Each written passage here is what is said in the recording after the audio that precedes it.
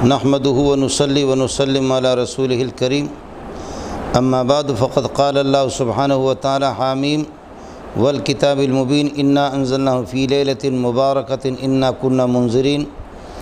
اللهم صل على محمد وعلى آل محمد كما صليت على إبراهيم وعلى آل إبراهيم إنك حميد مجيد اللهم بارك على محمد وعلى آل محمد كما باركت على إبراهيم وعلى آل إبراهيم إنك حميد مجيد۔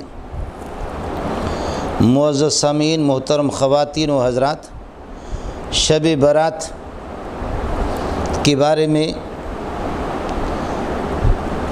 کچھ اختلاف علماء کا اور عوام میں ایک تشویش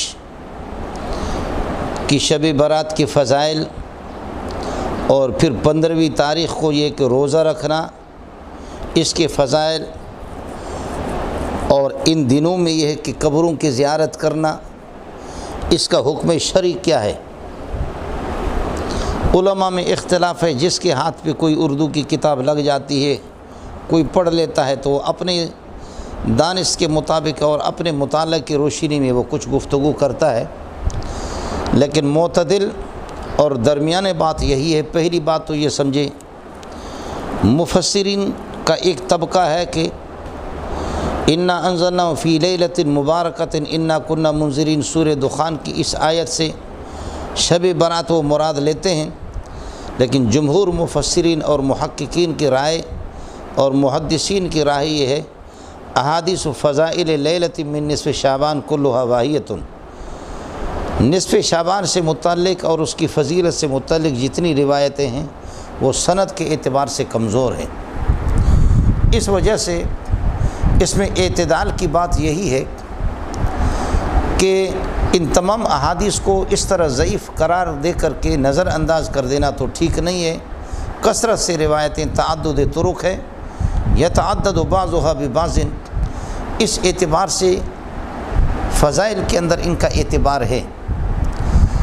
لیکن تاہم اگر ان روایت کو نظر انداز کیا جائے تو پھر ہم دوستوں سے یہ کہتے ہیں کہ آپ نے اگر روزہ رکھنا ہے تو احادیث صحیح سے ثابت ہے کہ ہر مہینے کے 13، 14 اور 15 یہ 3 دن کے روزے ویسے ہی ثابت ہے سنت صحیح سے اور احادیث صحیح سے، اس لیے 15 کو روزہ رکھیں اور 14 کو رکھیں اور 13 کو رکھیں۔ آپ اس کو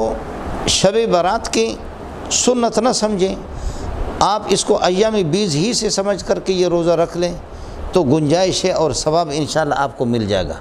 مقصد روزہ رکھنا ہے تو روزہ رکھنے کے لیے بہرحال ایام بیز ہی کی سنت سمجھے، اور اسی دن کو چونکہ 15 تاریخ بھی ایام بیز کے اندر ہی داخل ہے، تو اس وجہ سے کوئی 13، 14، 15 ان دنوں کے اگر روزہ رکھے، تینوں کے رکھے یا 2 دن کی رکھے، 1 دن کی رکھے تو اس کی گنجائش ہے، اس اعتبار سے کہ ایام بیز ہی کی اس کو سنت سمجھے۔ مسئلہ رہ گیا کہ قبروں کی زیارت ان دنوں کے اندر، تو شب برات کی روایت سے ہٹ کر کے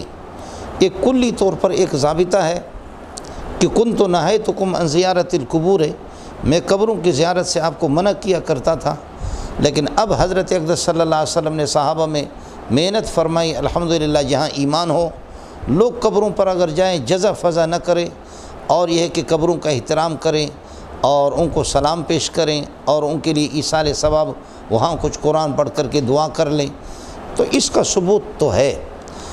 تو کنت نہیتکم عن زیارت القبور الا فزوروها فانها تذکر الآخرہ، یہ نص ہے، اس میں شب برات ہو یا کوئی، اس کے عموم سے آپ یہ ہے کہ استفادہ کر سکتے ہیں اور قبروں میں آپ جائیں،